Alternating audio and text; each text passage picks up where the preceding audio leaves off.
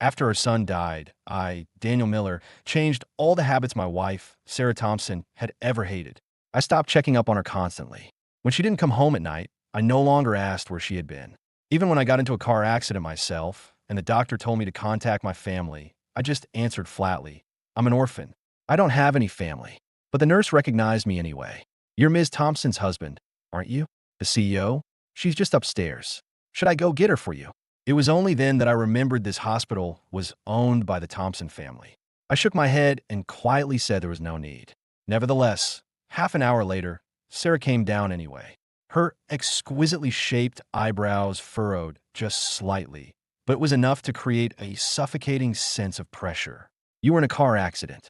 Why didn't you call me? I lower my gaze. It's just a broken leg. Nothing serious. My casual tone made Sarah's heart stir with a strange irritation. In her memory, I had always been the clingy one. A 6'2" man who, despite my size, loved to be affectionate and needy with her. When we were dating, even a minor cold was an excuse for me to cling to her, to have her feed me medicine and cuddle with me in bed. But now, with a broken leg, I didn't even flinch. Sarah was about to say something when the sound of nurses gossiping drifted in from the doorway. Ms. Thompson really dotes on Mr. Vance. His knee was just scraped, but she's a nervous wreck. She not only called in a team of specialists for him, but she also stays by his side every single moment. Wherever he goes, she's right there, practically carrying him so his feet don't touch the ground. Sarah's heart ceased. There was anger on her face, but out of the corner of her eye, she glanced at me, seemingly waiting for me to get jealous and throw a fit. But I didn't even raise an eyelid. I just lay on the hospital bed with my eyes closed, resting. Sarah's mood soured even more. In a cold, flat tone, she explained, Don't listen to their gossip. Ethan Vance hurt his knee during a shoot, and I just gave him a ride to the hospital. I gave a soft and said nothing more. Sarah suddenly grew agitated. You don't believe me, do you? I believe you. I responded to her every word, but the responses were no longer heartfelt. Ethan is your adopted brother. It's a sibling bond. You should be concerned about him. In the past, Sarah would always scold me with a cold expression. Ethan is my brother. I can't just ignore him. We have a sibling bond. Can you please stop making a scene? Now, I was exactly as she had wished. I no longer got jealous or fought with her. Sarah should have been happy, but her heart felt heavy and constricted. Something was wrong. None of this felt right. Just then, a nurse pushed the door open. Ms. Thompson, Mr. Vance says his knee is hurting. You should go up and check on him. Sarah, already annoyed, snapped instinctively. If his knee hurts, get a doctor. I'm not a physician. What good would I be up there? The nurse backed out of the room. Sarah looked at me, her eyes full of apology. Daniel, are you still grieving over a child? What happened was Ethan's fault, I know. I've already disciplined him for it. She paused, then slowly approached and sat down on the edge of my bed. We can have other children, Sarah said, taking my hand. How about this? I'll stay with you for the whole next week. But I silently slipped my hand out of her grasp. Sarah frowned, on the verge of losing her temper, when a loud clatter echoed from the doorway. Ethan Vance, leaning on crutches, had fallen right outside my room. Sarah immediately rushed over to help him up. Why are you wandering around? Didn't I tell you to stay in bed and rest? I heard Daniel was in an accident, Ethan said with a cautious, timid air. I just wanted to come and see him. Then, he suddenly recoiled as if I had threatened him. Daniel, please don't be angry with me. I didn't mean for Leo to die. In the past, I would have broken down. I would have screamed, hysterically demanding to know why Sarah was protecting the man responsible for our son's death. But now I said nothing. I just lay on the bed with my eyes closed, pretending to be asleep. My face was pale and my frame looked thin. From a distance, I looked utterly broken. A pang of inexplicable pain shot through Sarah's heart. She lowered her voice. I'll take Ethan upstairs first. I'll be right back down to stay with you. Then she helped Ethan up and left. She didn't come back, not even late into the night. Instead, it was the National Space Administration that called me. Professor Miller, are you certain you want to join the Lunar Elevator Project? This is a top-secret, national-level initiative. Once you commit, you'll be at the base for decades, completely cut off from the outside world. You won't even be able to contact your wife. I'm certain, I said calmly. Don't worry, I've already filed for divorce. The 1-week mandatory waiting period is almost over. I'll have the papers and be a free man with no attachments. A project this isolated from the world is perfect for me. The person on the other end was stunned. Professor Miller, Are you serious? Everyone at the NSA knows how madly in love you are with Sarah Thompson. You gave up so many opportunities for her. Otherwise, you would have been our chief engineer years ago. A sharp pain pierced my heart. I was a man of science, trained to be calm and rational in the face of anything. But when it came to Sarah, that thread of logic would instantly snap. My world would narrow to just her, and I couldn't think of anything else. My feelings for Sarah were both love at first sight and a love that grew over a lifetime. We had been classmates since elementary school, and everyone teased us, calling us the power couple of academics. Every exam was predictable. Sarah would be first in our grade, and I would be second. I was never satisfied with second place and studied relentlessly to surpass her, but I failed every single time. What was even more infuriating was that Sarah was a natural genius. She barely seemed to study, yet she effortlessly held on her first place throne, reigning over all of us. On the surface, I was her academic rival, but secretly, I had always been in love with her. In our senior year of high school, I finally worked up the courage to confess. Sarah, if I score higher than you on the SATs, will you be my girlfriend? I fully expected her to turn me down without a second thought. But instead, she leaned in close, audaciously whispering in my ear, "If you become the top science student in the country this year, I'll marry you." For that one playful sentence, I spent my senior year studying like my life depended on it. I finally achieved a perfect score, becoming the top science student in the nation. Sarah kept her word. In front of the national media, she made a grand, high-profile proposal to me. The scene was unbelievably romantic. She had even chartered hundreds of helicopters to shower the entire city in rose petals, blanketing Chicago in a sea of flowers. Daniel Miller, I love you. When we're old enough, will you marry me? In front of all the cameras, Sarah knelt on one knee amidst the roses and proposed. In that moment, I felt like the happiest man in the world. Only later did I learn that the reason for her grand proposal wasn't that she loved me deeply, but that she needed to cover up a scandal involving her and her brother. As the nation's top student that year, I was a media sensation. My story had enough buzz to distract the public from her family's dirty laundry. Because we had been classmates since childhood, two academic rivals pushing each other to be the best, our perfect love story was the kind of narrative the public adored. And so, Sarah chose me. "Professor Miller, are you still there?" The man from the NSA prompted gently. You went quiet. Are you having second thoughts? It would be understandable. After all, you love Ms. Thompson so much. Before he could finish, I cut him off. I have no regrets, and I never will. Because I stopped loving her a long time ago. The words had barely left my mouth when Sarah pushed the door open and walked in. Her beautiful brows were knitted in fury. Don't love me? Daniel Miller, say that again. Say you don't love me. I had been lying down when I took the call. So when I heard the door, I silently ended the call, closed my eyes, and pretended to be asleep. Sarah stormed in, radiating hostility, but as she drew near, she saw me lying on the bed with my eyes closed. He must have been talking in his sleep. Sarah breathed a sigh of relief, but a flicker of annoyance remained. Even in his dreams, she wouldn't permit me to not love her. So she shook me awake. Daniel, were you having a nightmare? I heard you crying, saying something about not being in love anymore. What did you dream about? Why were you crying? I lowered my eyes. It was nothing. I just dreamed of our son. He was crying and asking me why his mommy and daddy didn't love him. A sharp pain went through Sarah's heart. She hugged me tightly and whispered, Daniel, Leo's death was an accident. It wasn't your fault. Please don't torture yourself like this. She paused, then added, we're still young. We can have more children. Lots and lots of them. I said nothing. My heart was so cold that I couldn't even cry. We were young, yes. We could have more children. But so what? My son was dead. Could having a new one just erase what had happened? At this point, I was too tired to argue with Sarah anymore. I calmly changed the subject. Sarah, you came here in the middle of the night. What is it? Sarah froze, her expression suddenly becoming awkward. Daniel, Ethan's stomach is hurting. He wants some of that soothing soup you make. I froze. I had just been in a car accident. My leg was broken, and Sarah was waking me up in the middle of the night to make soup for Ethan. Sarah seemed to realize how absurd her request was and quickly corrected herself. Daniel, you don't have to get up. Just tell me the recipe, and I'll make it. Sarah had a sensitive stomach and often had pain. I had pored over books on herbal remedies to create a special recipe for a soothing soup. Whenever her stomach acted up, I would make it for her. The truth was, from studying so hard in high school, I had developed stomach problems of my own. But Sarah had never noticed. In 5 years of marriage, she had never once cooked a meal for me or made me a single bowl of soup. It turned out that from the very beginning, this marriage had been my own, one-sided love affair. I gave a bitter smile, then said softly, "Get a pen and paper. I'll write down the recipe for you." Sarah immediately ordered one of her assistants to fetch a pen and paper.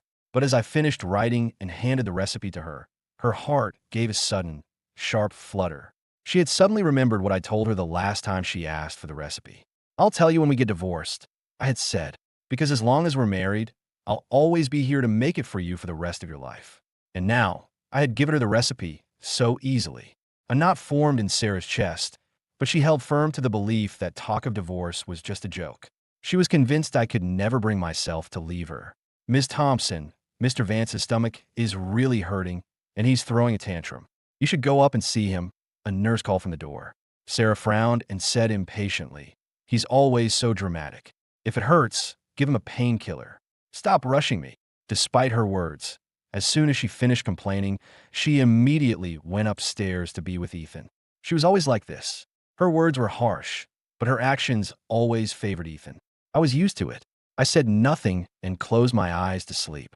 But I had barely fallen asleep when Sarah roughly shoved me, sending me tumbling off the hospital bed.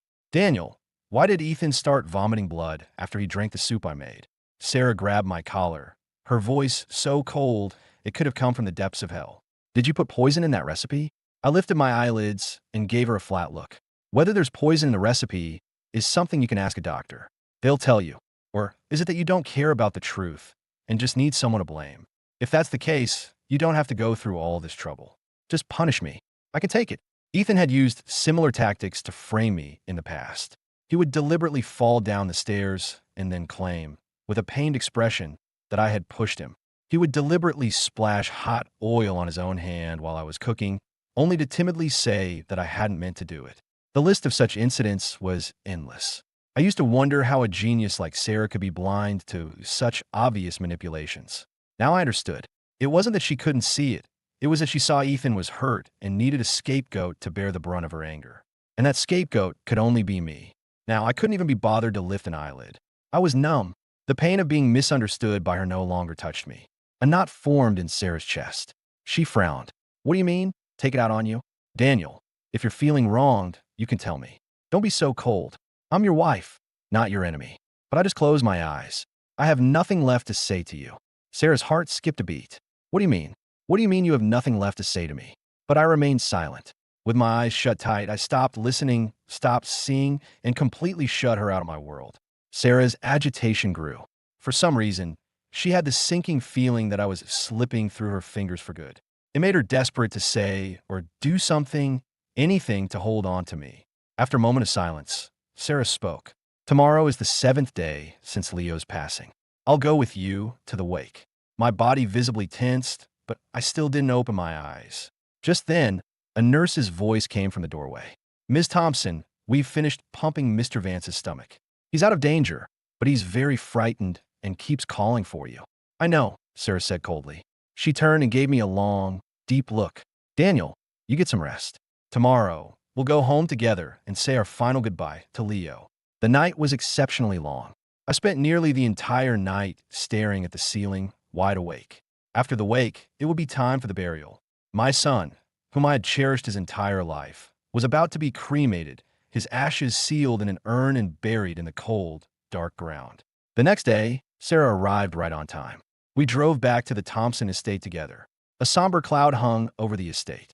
White drapery adorned the entrance, and the staff were all dressed in white mourning attire. From the memorial hall, waves of grief-stricken sobs echoed, some genuine, some for show. But no one's heart ached more than mine. I had been the one to raise our son. Sarah, always busy with work, had barely been involved.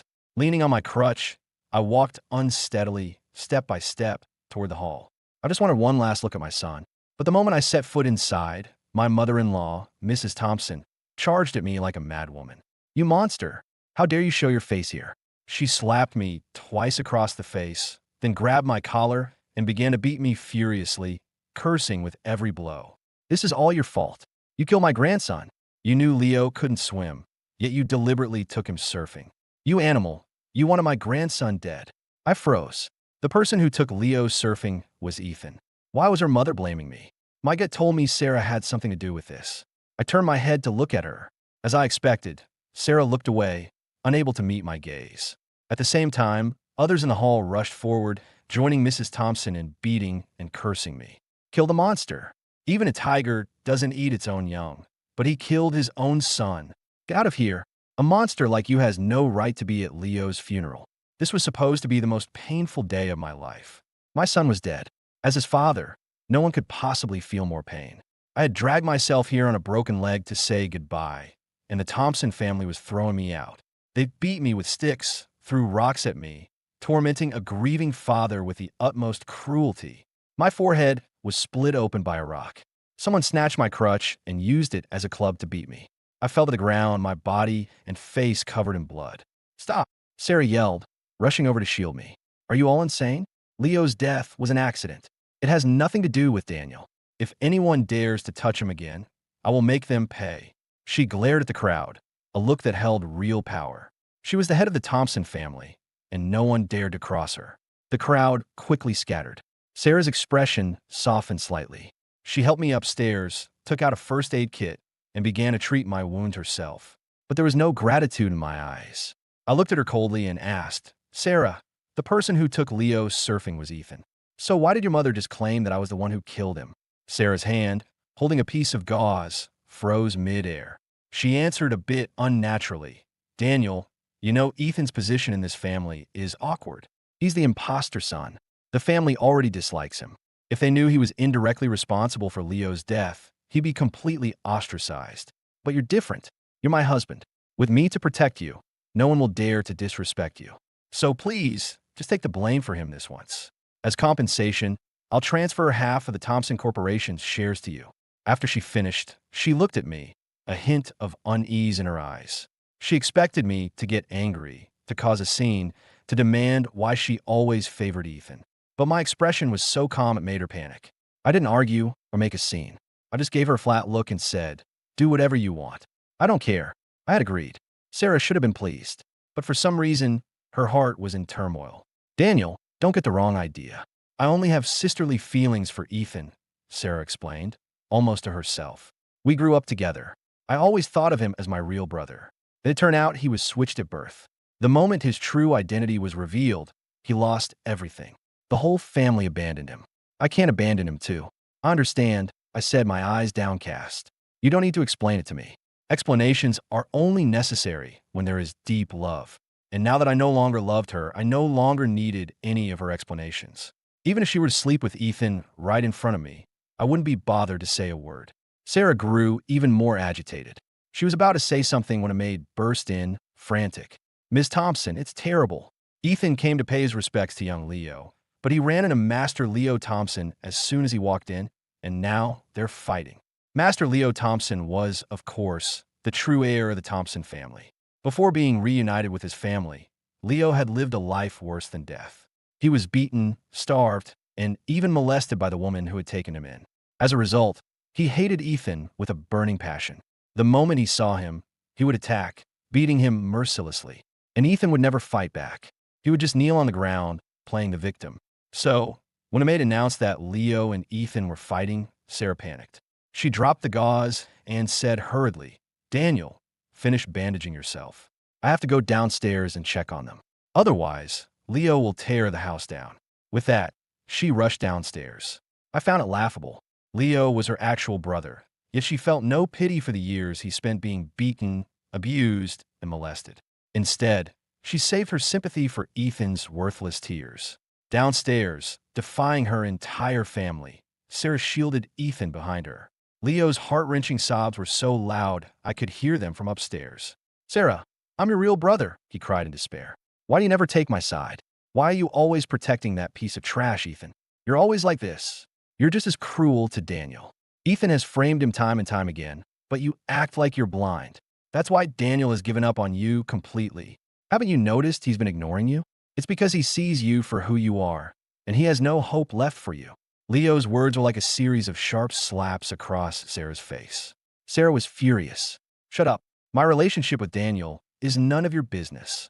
With that, she helped the bloodied Ethan from the floor and left without a backward glance. The moment Sarah was gone, Mrs. Thompson summoned the household staff. They grabbed whatever they could use as weapons and stormed upstairs. Daniel, Sarah is gone. There's no one left to protect you now, Mrs. Thompson said viciously. You kill my grandson, and I won't let you get away with it. From this day forward, I will make every day you spend in this house a living hell. With that, she nodded to the servants. They immediately rushed forward and tied me up. They dragged me downstairs, and Mrs. Thompson kicked me into the swimming pool. She grabbed my hair and forced my head underwater. Leo drowned. Do you have any idea how painful that is? Of course you don't. Don't worry. Today, you're going to find out. The icy water filled my lungs. I felt a searing pain in my chest. It was so cold, so agonizing. Was Leo in this much pain when he died? As he struggled in the ocean, did he cry out for his father? Just as I was about to lose consciousness, Mrs. Thompson yanked my head out of the water by my hair. I instinctively gasped for air, but before I could take a full breath, she forced my head back under. Daniel, you know how to swim. Why didn't you jump in the ocean to save Leo? She said, her voice filled with anguish. Don't try to act innocent with me. I know you did this to get back at Sarah. You hate her for lying to you. You hate that she loves Ethan. So you killed her only child to punish her. Hearing this, I couldn't help but laugh. You see, everyone could see that the person Sarah truly loved was Ethan. Only Sarah herself was in denial, stubbornly insisting that their bond was purely platonic. Mrs. Thompson was relentless. She deliberately tortured me, pulling my head out of the water just as I was about to suffocate, allowing me a second or two of air, keeping me hovering between life and death, before plunging me back into the water to continue the agony. This went on dozens of times. The last time she pushed my head under, the water suddenly turned red. It's lung damage, someone shouted. The repeated drowning must have injured his lungs. We need to get him to a hospital now, or he's going to die. Only then did Mrs. Thompson stop. By then, I had already lost consciousness. When I woke up, I was back in a hospital. Sarah was sitting by my bedside, watching over me. She had dark circles under her eyes, and her hair was a mess. The always immaculate heiress looked haggard. Daniel, you're finally awake. Seeing me stir, a light finally returned to her dull eyes. She grabbed my hand, her face etched with pain. I'm so sorry. It's all my fault. I didn't protect you. Don't worry. I've already punished the servants. As for my mother, I've given her a stern warning. She won't bother you again. A chill went through me. I had almost died, and all Sarah did was warn her mother. The thought of telling the truth had never even crossed her mind. When it came to letting me down, Sarah was remarkably consistent. Okay, I said, closing my eyes. I was too tired to say anything else. My cold indifference made Sarah's chest tighten. For some reason, her brother Leo's words from earlier echoed in her mind. Haven't you noticed he's been ignoring you? It's because he sees you for who you are, and he has no hope left for you. Sarah clenched her fists, a deep sense of unease washing over her. She took my hand. Daniel, I've been by your side for a day and a night without eating. My stomach is acting up again, and it really hurts. Could you make me a bowl of that soothing soup? At that moment, my left leg was in a cast, and 4 was stuck in my arm, and my body was covered in bruises. There was barely an uninjured spot on me. Sarah's eyes widened in realization, and she quickly backtracked. Daniel, you don't have to do anything. Just tell me what to do. Let's change things. From now on, let me be the one to take care of you, okay? But I couldn't even be bothered to look at her. I turned my back to her. You have a recipe. Make it yourself. In the past, whenever Sarah complained of stomachache, I would drop everything I was doing to make her that soup. One time, I even made it for her with a broken arm, my arm in a cast after a fall at work. But now, as her stomach ached again, I simply turned my back on her, leaving her with nothing but my cold shoulder. A suffocating feeling rose in her chest, and Sarah felt herself start to break. Daniel, why have you been so cold to me lately? You were never like this before. I kept my back to her. Before? Didn't you used to complain about how annoying I was? Now I'm not bothering you. What's there to be unsatisfied about? My words left her utterly speechless. The old me was always clinging to her, asking where she was going, what she was doing. She found me annoying, hated my jealousy, and scolded me more than once. The Thompsons are a powerful family. As my husband, can't you have a little more dignity? You're even jealous of my brother. Isn't that embarrassing? Now I was finally as she wished, no longer clinging to her, no longer prying in her life. So why did her heart ache as if it were being torn in two? Daniel, I know you're still angry about what happened to Leo, Sarah sighed. But believe me, I will make it up to you. We have a long future ahead of us. I have all the time in the world to win you back. After she spoke, she leaned down and gently kissed my forehead. Then she turned and left. What she didn't know was that the moment she left, I received two messages on my phone. The first was from the county clerk's office. Mr. Daniel Miller, your divorce from Ms. Sarah Thompson has been finalized. Please come to the clerk's office within 3 business days to collect your divorce decree. The second was from the National Space Administration. Professor Miller, the Lunar Elevator Project officially commences tomorrow. Please send us your location. We will arrange for transport to pick you up. I stared at the two messages for a long time, and then a smile of pure relief spread across my face.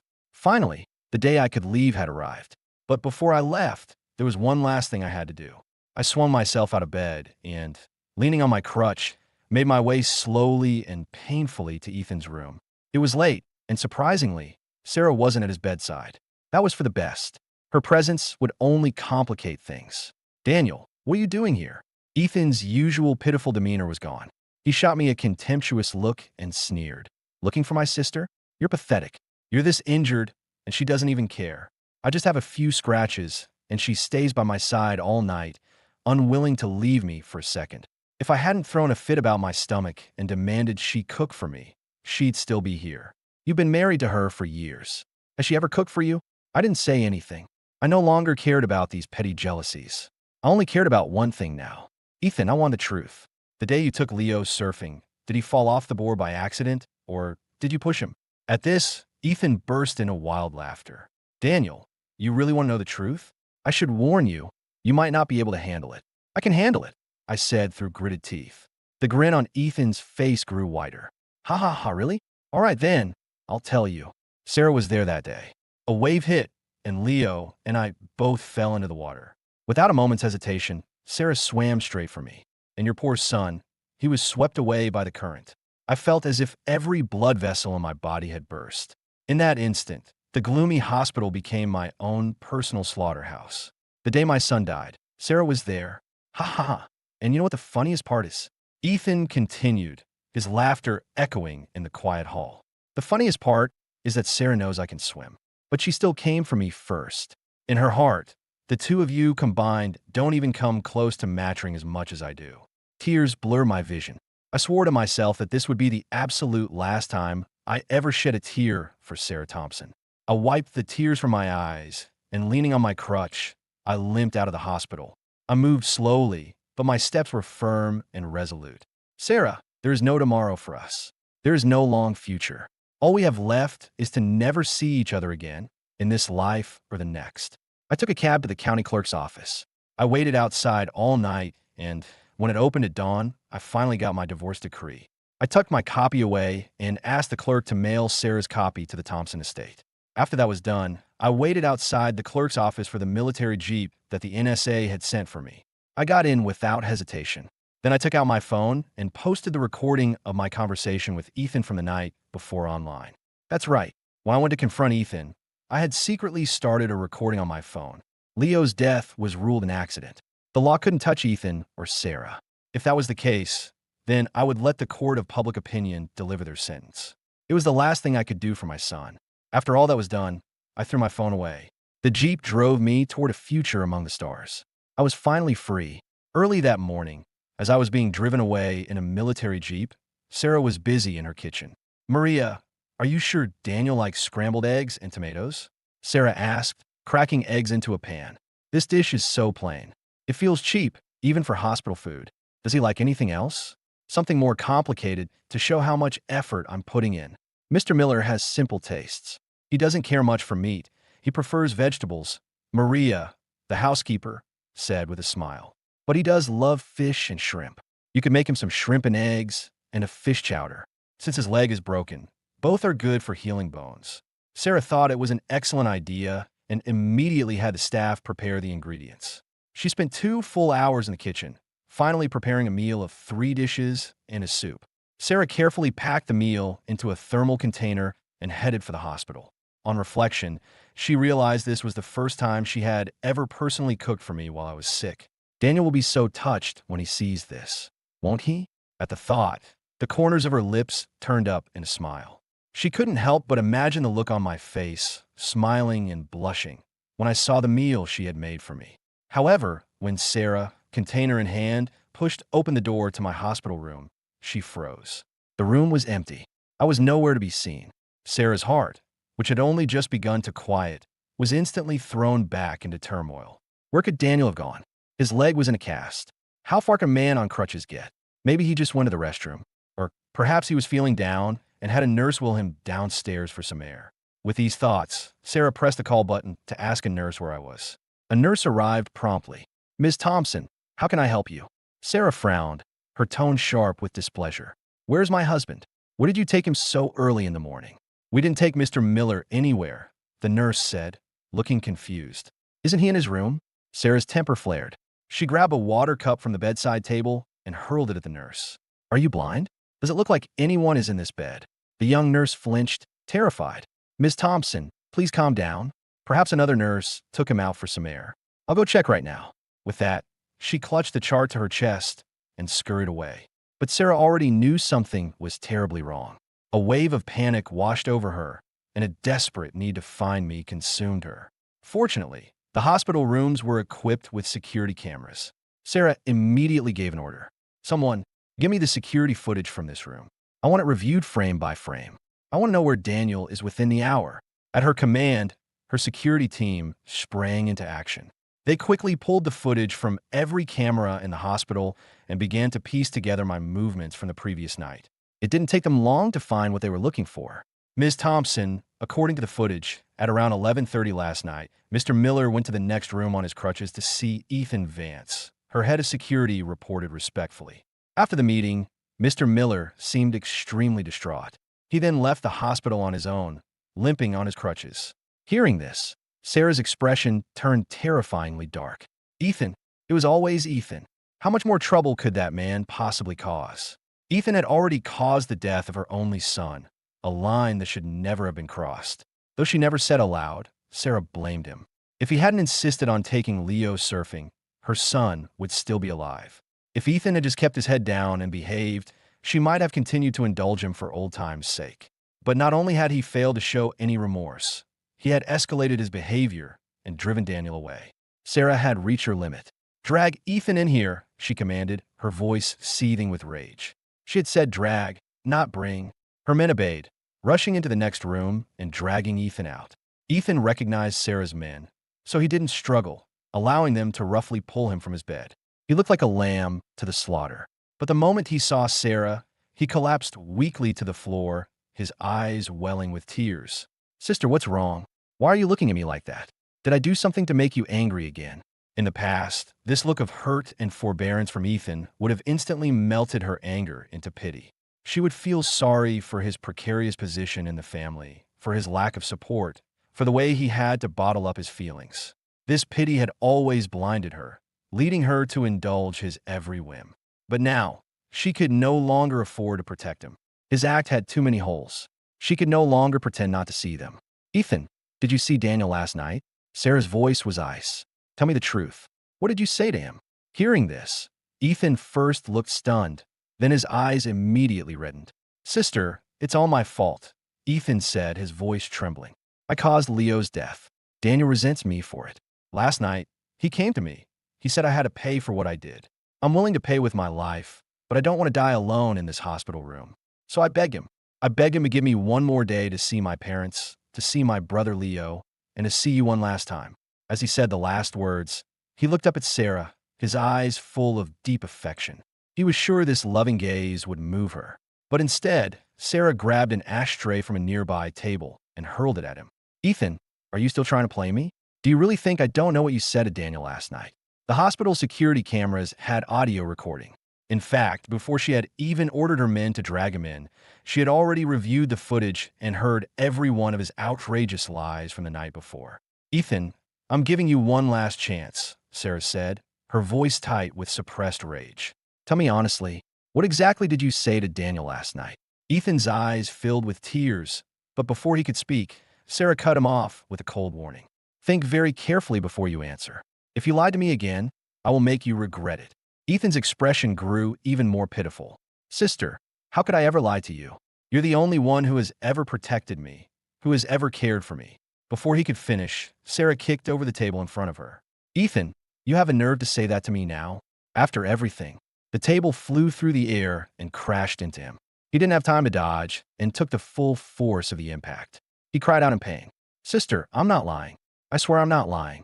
Seeing that he would continue to deny it, Sarah gave a cold command. Someone, play the video. On her command, an assistant brought in a projector. The projector whirred to life, and an image appeared on the white wall of the hospital room. It was Ethan and me. Ethan's wild laughter filled the room. Ha ha ha. Daniel, you really think you can handle it? All right then, I'll tell you. Sarah was there that day. A wave hit, and Leo and I both fell into the water. Without a moment's hesitation, Sarah swam straight for me. And your poor son, he was swept away by the current. Hearing his own wild laughter echoing from the recording, the color drained from Ethan's face. And in that same moment, Sarah's rage reached its absolute peak. Because on the day Leo died, she hadn't been there at all. Ethan was lying. Everything he had said the night before was a calculated lie designed to hurt me. Sarah was practically vibrating with rage. For years, she had protected him, treasured him, and this was how he repaid her? By backstabbing her? In a blind rage, Sarah raised her hand and slapped him hard across the face. You pathological liar, she screamed. No wonder Daniel was fine last night. And then, gone this morning, you drove him away. Ethan, you had better pray that nothing has happened to Daniel. Because if it has, I will make the rest of your life a living hell. With that, she ordered her men to drag Ethan away and lock him up. Though she was furious, she knew now was not the time to deal with Ethan. The priority was finding me. Once she found me, she would make Ethan pay for everything he had done, right in front of my eyes. Someone give me my head of security, Sarah commanded coldly. I want every available person on this. Lock down the city if you have to. I don't care what it takes. I want Daniel found before nightfall. Sarah assumed that with a broken leg, I couldn't have gotten far. I had only been gone for a night. With enough people searching, she was sure she'd find me quickly. But reality had other plans. Soon, her head of security reported back. Ms. Thompson, according to the security footage from the main entrance, Mr. Miller left the hospital around 1 o'clock this morning. He took a cab. We got the license plate and have already contacted the driver. The driver said that Mr. Miller had him take him to... The man trailed off, looking up at Sarah nervously. Sarah's brow furrowed. Well, where did the driver take him? The man lowered his head and stammered. They went to the county clerk's office. Sarah slammed her hand on the table and shot to her feet. What? The clerk's office? Things were getting more and more bizarre. Why on earth would I go to the county clerk's office? Was it possible that he wanted a divorce? The mere thought of it made her face darken. Without a moment's hesitation, she commanded, "Get the car. We're going to the clerk's office." The car sped through the city and soon arrived at its destination. As fate would have it, just as Sarah was storming into the building, a clerk was on his way out, an envelope in his hand addressed to her. It contained her copy of the divorce decree. They nearly collided at the entrance. The clerk's eyes lit up in recognition. Ms. Thompson, Sarah Thompson, the CEO of the Thompson Corporation? I've seen you on TV, the clerk said. You're just in time. I was about to mail this to you. Now, I don't have to. He held out the envelope to her. What divorce decree? Sarah grabbed the man by his collar, her voice shaking with rage. I'm not divorced. My relationship with Daniel is fine. We would never get a divorce. The county clerk's office saw all kinds of drama, especially in the divorce section. People crying on the floor, couples getting into fistfights, even the occasional knife-wielding ex. The clerks were seasoned veterans. Faced with Sarah's outburst, the man remained calm. Ma'am, please calm down, he said in a practiced, soothing tone. I understand this is difficult. If you wish to contest the divorce, you can file a complaint at that window over there.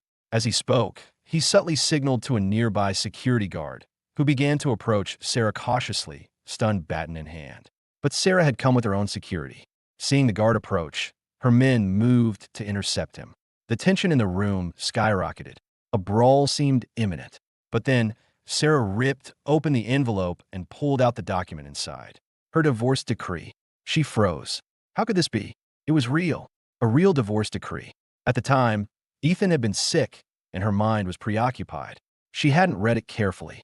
I had told her it was a spousal consent form for a confidential NSA project. She had signed it without a second thought. Had it not been a consent form at all, but the divorce papers? As the pieces fell into place, a chilling realization washed over her. Because a month ago, her son, Leo, was still alive.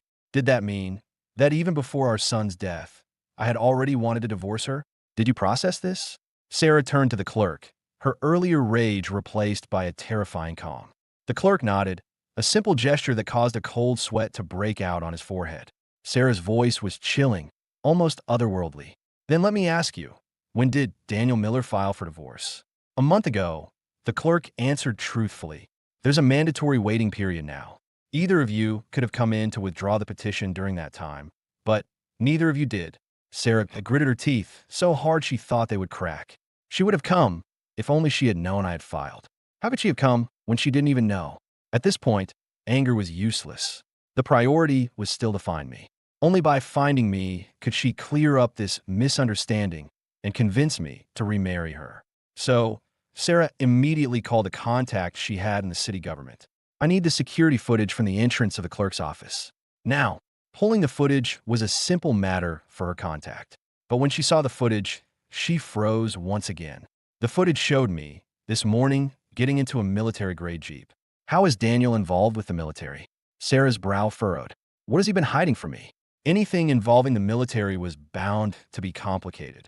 If I had simply run away, no matter how far I went, Sarah was confident she could find me. But if I had been taken by the military, how could she possibly find me? Even with the Thompson family's immense wealth and influence, they couldn't just demand someone from the military. Ms. Thompson, could the people in the Jeep have been from the National Space Administration? Her assistant suggested quietly. For some of their top-secret projects, the government does provide military escorts for key scientists and engineers to secure facilities. Mr. Miller is an engineer for the NSA. It's highly likely he's been assigned to one of those projects and was being escorted by the military. That makes sense. Sarah's tense brow finally relaxed. I'd almost forgotten. Daniel is a brilliant engineer. He helped the NSA build a rocket. At that thought, a familiar tightness returned to her chest. Daniel was such a brilliant man. He was the top student in the country. He had gone to MIT to study aeronautical engineering and aerospace systems. He had never slacked off, spending all his time either in class or in the library. He was so exceptional that the NSA had recruited him before he even graduated. He was so brilliant, so full of light. So why, after all their years together, had she never truly seen his brilliance? Her husband was a man who could build rockets. The more she thought about it, the more ashamed she felt. She had found the best, most brilliant man in the world, and she had ruined everything. For a pathological liar like Ethan, she had lost the man whose entire world had once revolved around her. In that moment, Sarah's heart was filled with nothing but regret. But she didn't let herself fall into despair. She was a Thompson, raised from birth to be the family successor. The word surrender was not in her vocabulary. Even though I had left her, completely disheartened, she was confident she could win me back. So, Sarah quickly regrouped. She arranged a dinner and invited the director of the NSA, hoping to pry my location out of him. But the project I was on was top secret. Not even the director of the NSA would dare to reveal my location. So, despite her repeated invitations, the director declined to attend. Left with no other choice, Sarah decided to pay him a visit in person. The director knew what she wanted and kept avoiding her, claiming to be ill. But Sarah was persistent. If he wouldn't see her, she would just wait for him at his office. After a week of this, she finally cornered him. Ms. Thompson, please don't make this difficult for me, the director said, looking miserable. I truly don't know where he is. The project he's on has a security clearance so high that even I'm not privy to the details. Sarah smiled. Director, let's not play games. I know you can't disclose any information about a project this sensitive. So let's try a different approach. Projects like this require funding, don't they? Especially aerospace projects. They require a great deal of funding. And I happen to be a very patriotic entrepreneur who would like to invest a few $100 billion in the confidential project my husband is working on. To help him and to help our country. Will you give me that opportunity, Director? As the current head of the Thompson Corporation, Sarah was a master of strategy and manipulation. She knew that a direct assault on a top-secret government project was a fool's errand. Since force wouldn't work, she would use a softer approach. No one turns down that much money. With enough cash, even the most impenetrable fortress could be breached. And she was right. The temptation of hundreds of billions of dollars was too great to ignore. The lunar elevator project was in desperate need of funding, and the NSA was already in the process of courting major corporations for investment. If Sarah was willing to provide the funds, it would solve all of their problems. With hundreds of billions of dollars secured, the director wouldn't have to waste any more time fundraising. After weighing his options, the director finally relented. If you're serious about investing hundreds of billions, I can arrange for you to visit the project site as a potential investor. But you'll have to sign a non-disclosure agreement. You'll have to go alone. You'll be subjected to a full security search. And once you're there, you can't cause any trouble. You can only stay for 1 day, and then you must leave immediately. The conditions were strict, but Sarah agreed without a moment's hesitation. All she wanted was to see me, and she was willing to do anything to make that happen. Sarah immediately had her lawyers draw up an investment contract and signed it right there in front of the director. The director, in turn, produced the non-disclosure agreement. Sarah signed it without a second thought. With everything in place, and after the first $100 billion transfer from the Thomson Corporation hit the NSA's account, the director put in a request to have Sarah transported to the Lunar Elevator Project site for her investor tour. The request was quickly approved. Once again, a military jeep was dispatched. Sarah was blindfolded and escorted into the vehicle. The journey was arduous. They drove for a day and a night in a jeep, then transferred to a ship for 2 more days, and finally, from the ship, they boarded a military helicopter. After another 5 hours in the air, they finally arrived at their destination. The entire time, Sarah remained blindfolded. The blindfold was to prevent her from memorizing the route and compromising the location of the base. The Lunar Elevator Project was based in a desolate stretch of the Nevada desert. The moment she stepped off the helicopter, she was hit by a gust of wind and sand that made it impossible to open her eyes. Inside the base, however, it was a different world. The scientists had cultivated lush green plants, turning the small compound into an oasis in the middle of the desert. Once inside the main gate, a guard finally removed her blindfold. "Ms. Thompson, my apologies for the rough journey," the base commander said, greeting her personally. "Are you all right? Do you get motion sickness? I have some pills that work wonders if you do." Sarah smiled. "No, thank you. I'm fine. You must be hungry after your travels," the commander said with a smile. "Let's get you some food in the mess hall, and then I'll give you the tour." At that moment, food was the last thing on Sarah's mind. All she could think about was me. But she couldn't be too obvious. This was a top-secret government project. If she came in demanding to see a specific engineer, she'd likely be arrested as a spy. So she demurred politely. "After such a long journey, I'm actually a bit nauseous. I'd rather not eat just yet.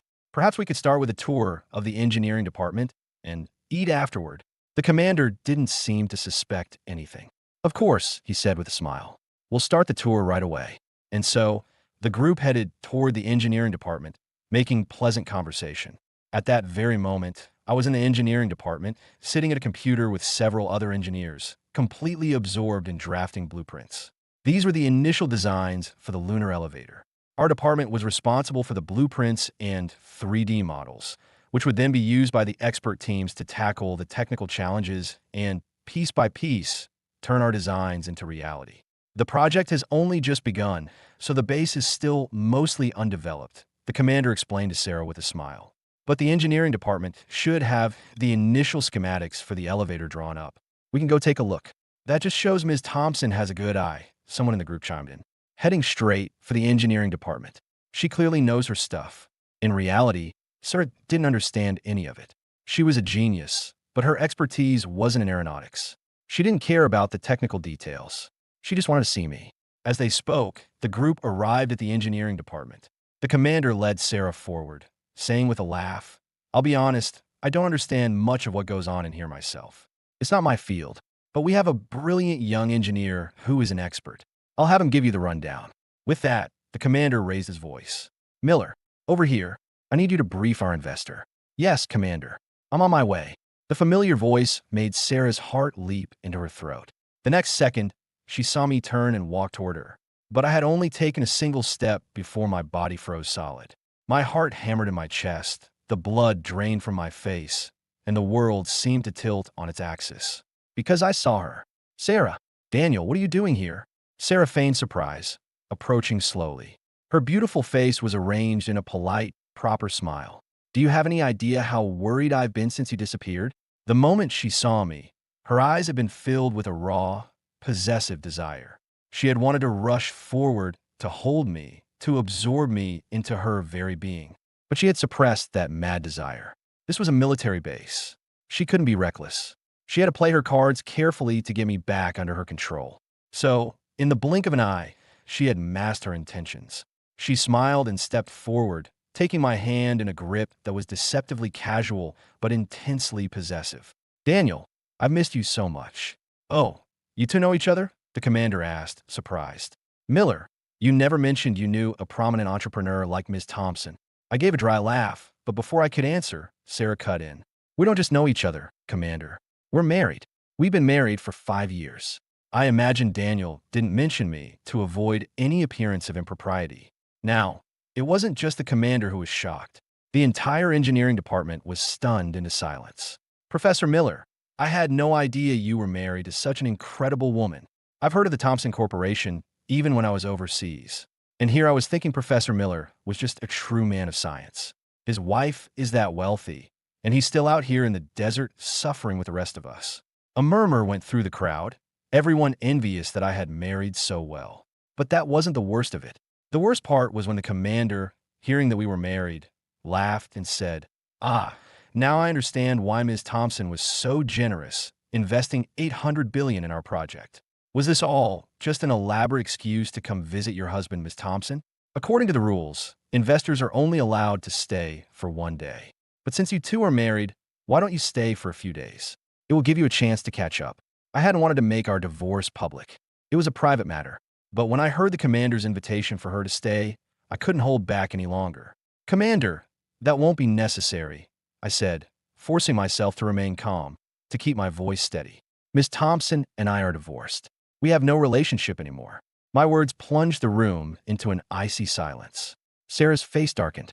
"Daniel," she said, her voice tight with suppressed anger, "don't make a scene in front of all these people. We've been married for over 5 years. You can't just throw away a relationship that deep." Hearing this, the commander quickly tried to mediate. "Miss Thompson is right. It's not easy for two people to build a life together. Young people today are too quick to give up. A small argument, and they're already talking about divorce. Miller, you can't be so rash. Look at the lengths Ms. Thompson has gone to for you, chasing you all the way out here. That's real dedication." With the commander having spoken, others quickly chimed in. "That's right. Whatever the problem is, you two can talk it out. There's no need for a divorce. Ms. Thompson is a wonderful woman. If you don't want her, Professor, there's a long line of men who would. Let her stay a few days. You know what they say, never go to bed angry. Maybe you two can work things out." The chorus of advice grew louder, and no one seemed to notice the storm clouds gathering on my face. I couldn't take it anymore, this feeling of being forcibly shackled to her. I lowered my eyes and dropped a bomb. "A small problem? Let me ask you all something. My son and my wife's lover fall into the water at the same time. She chooses to save her lover, and my son drowns.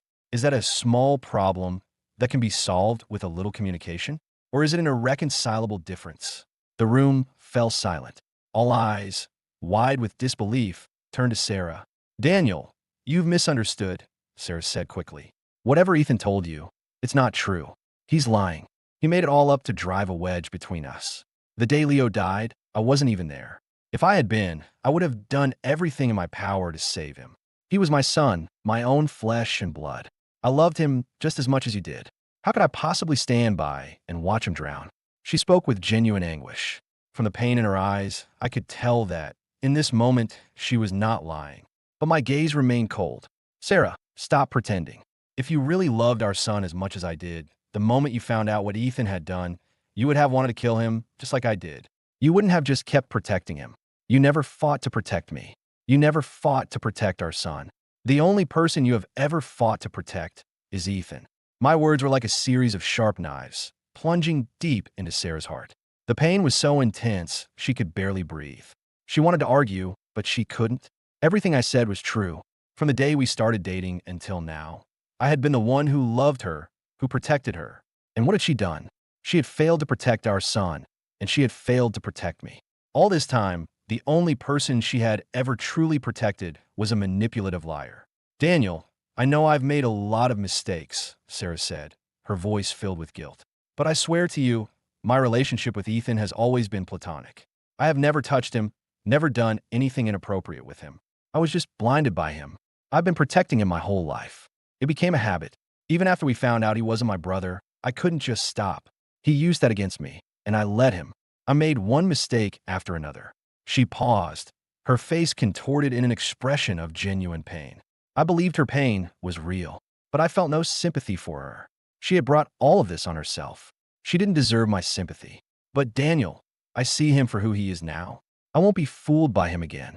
Sensing the coldness in my eyes, she grabbed my hand, her voice desperate. From now on, you're the only one for me. I'll only ever be good to you. So please, Daniel, give me one more chance. This time, I promise, I'll be the wife you deserve. With that, in front of everyone, she took my hand and knelt on one knee. It looked just like a marriage proposal. And, just like a proposal, she pulled a small, heart-shaped red velvet box from her purse. She opened it to reveal a man's diamond ring nestled inside. If they were going to remarry, she was going to do it with the proper ceremony. This time, she wouldn't let me suffer any more heartache. Daniel, will you marry me again? She asked, gazing into my eyes with an expression of profound love. I swear to you, this time, I will protect you with my life. It had to be said, Sarah knew how to create a romantic moment. Kneeling on one knee, asking her ex-husband to remarry her. It was a gesture even more moving than her first proposal. Many in the crowd were moved to tears. Professor Miller, say yes. It's not every day a woman like that gets on her knees. That's right. And from the sound of it, she didn't even do anything wrong. She was just manipulated by a con man. But she sees the truth now. Exactly. Once a woman sees the light, she'll be devoted to you for life. She realizes you're the most important person in her world. She'll never betray you again. The crowd grew more and more excited until someone started to chant, and soon everyone was shouting, "Say yes! Say yes! Say yes!" They didn't know our history. They didn't know the pain I had endured, the hell I had gone through to finally escape her. They were just spectators, caught up in the drama, urging me to forgive her. And all of it made me sick. So I raised my hand and swatted the ring from her grasp. I don't. Sarah, I would rather die than remarry you. The red velvet box clattered to the floor. The chanting crowd fell silent. And Sarah, still kneeling on the floor, was stunned. What I just said, that I would rather die than remarry her? Daniel, there's a limit to this tantrum, Sarah said, her face darkening. I admit I was wrong in the past, but I've apologized. I invested hundreds of billions of dollars in this project just to see you. I've apologized, I've begged, I even got on my knees and proposed to you again. I've done everything I can. I've humbled myself completely. What more do you want from me? Sarah was a princess, used to being worshipped. Her entire life, people had catered to her every whim. She had never had to apologize for anything. And now, to win me back, she had thrown money around. She had begged. She had even humbled herself to apologize. She felt she had been more than sincere. Why wouldn't I forgive her? I could see the entitlement in her eyes. Sarah, I asked, why do you think your apology entitles you to my forgiveness? If I stab you with a knife and then just said sorry, would that make the wound disappear? Daniel, I don't want to argue about hypotheticals, Sarah said impatiently. I told you, I will make up for everything. Why won't you believe me? I gave her a cold look. Because even now, you're still not telling the truth. Sarah, you say you only have sisterly feelings for Ethan. Do you even believe that yourself? Do I need to remind you of all the things you two have done right under my nose these past 5 years? When we were dating, your parents had just kicked Ethan out. You felt sorry for him, so you took him in. I truly believed you thought of him as a brother, so I didn't object. But how did you repay my trust? On our wedding night, you left me to go to his room. You spent the night holding him because he said his stomach hurt and he wanted you with him. And from that night on, it became a regular occurrence. He'd make up any excuse, a scary movie, a nightmare, to get you into his bed. A few times, he didn't even bother with an excuse. He just said he wanted to sleep with you. And what did you do? A normal sister would have told him to go back to his own room. But you just sighed and said, "What am I going to do with you?" and went with him. I paused, staring into her eyes. Do you want me to go on? I asked with a humorless smile. The color drained from Sarah's face, but she still tried to defend herself. Daniel, it's not what you think. When Ethan was little, he was very timid. He was afraid of the dark, of ghosts. Every time he watched a scary movie, he would come to my room, clutching his stuffed rabbit. It's been a habit for years. It doesn't mean I'm in love with him. I couldn't believe it. Even now, she was still making excuses. Huh, some people never learn. In that case, I wasn't going to cover for her anymore. I took out my phone, found a video, and played it for everyone to see. In the video, Ethan's hands were on Sarah's waist as he thrusted wildly. Ah, sister, you feel so good. I love you so much, sister. And Sarah was on top of him, her hips moving in a slow, seductive rhythm. The video caused an immediate uproar. So she really was cheating? She sounded so sincere just now. I actually believed her. Me too. I thought the professor was just misunderstanding. I can't believe that whole heartfelt confession was just an act. She's nothing but a cheater. I'm confused. Isn't Ethan her brother? How could she sleep with her own brother? That's just sick. It just goes to show you can never trust a woman who says a man she's not related to is like a brother. It's always just a cover for an affair. The same people who had just been urging me to forgive her now turned on her, their words dripping with condemnation. As for Sarah, the moment she saw the video, the color drained from her face. "Where did you get that?" she demanded, her voice shaking with rage. "Daniel, did you have me followed? Did you have me filmed?" I gave a cold laugh. "Sarah, you give me too much credit. As much as I loved you, I was never crazy enough to hire someone to film you. Ethan sent this to me a month ago." Sarah froze. She remembered. It was a month ago that I had filed for divorce. "So, it was because of this video that you decided to divorce me?" she asked, her voice trembling. "Not exactly," I replied calmly. "I had wanted a divorce for a long time. I just couldn't bring myself to do it. This video, it was the final push I needed. I suppose that was Ethan's goal all along. He knows I'm a bit of a purist. He knows I could never tolerate physical infidelity. So he sent me the video to force my hand. The irony is, I had already made up my mind to leave you. But because of the mandatory waiting period, I was still there. Ethan must have thought his little video wasn't enough, so he decided to up the ante. A week ago, he took our son surfing." Sarah gasped, a sudden chill running down her spine. Listening to my words, she felt as if she had been bitten by a venomous snake. And that snake was Ethan. She had always thought of him as simple, kind, and timid. A man, yes, but one who seemed to her like a delicate vine, completely dependent on her for survival, with no strength or will of his own. But who could have guessed that this delicate vine was actually a venomous snake in disguise? He had betrayed her countless times, and she had been completely oblivious. "Sarah, have you told yourself that just like a brother, lie so many times that you've started to believe it?" I sneered. "It's not that you don't love him.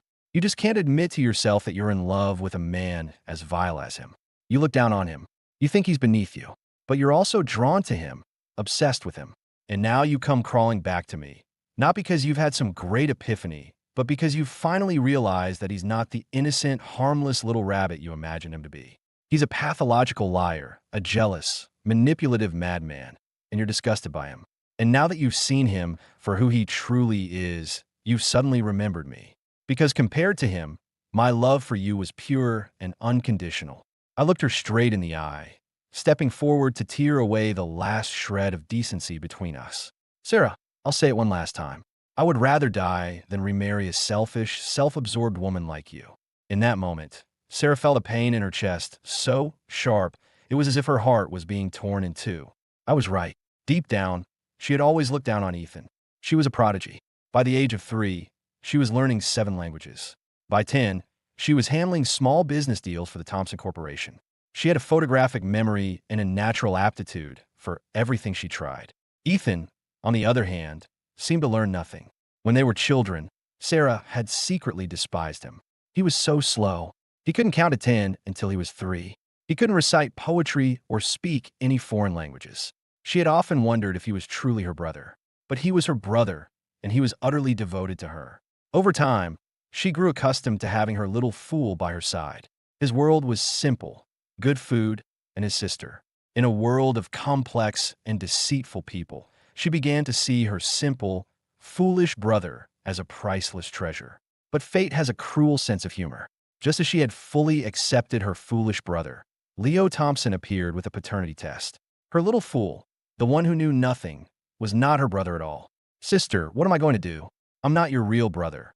A young Ethan had cried, his desperate expression tugging at her heartstrings. And in that moment, her feelings for him had changed completely. She had protected this little fool his entire life. He belonged to her. He had to be hers. In that moment, she was overcome with a powerful possessiveness. But as a proud, accomplished woman, she could not admit to herself that she had fallen for a man she considered to be a useless fool. She was brilliant, exceptional. She deserved a man like me, an academic peer. That was a true power couple. Besides, he was her brother. Even without a blood relation, they had lived as siblings for 18 years. How could she fall in love with her own brother? The taboo nature of it all made it impossible for her to admit her true feelings. So she clung to the idea of a sibling bond, endlessly indulging him while telling herself, "He's just my brother. It's not love." "Daniel, I know you won't believe anything I say now," Sarah said with a bitter smile. "But I have to try to explain. The reason that happened, Ethan drugged me. I admit I had feelings for him, but I'm not a cheater. I never meant to lie to you. I just wanted to protect my little fool. That's all. Maybe you were right. Maybe I told the just a brother lie so many times I started to believe it myself." How ridiculous. The little fool she had protected her whole life turned out to be a venomous snake. She had never seen him for who he truly was. He had been playing her for a fool the entire time. Maybe she was the real fool all along. Everything had been said. I was done talking. I issued my final decree. "Sarah, we were married for 5 years.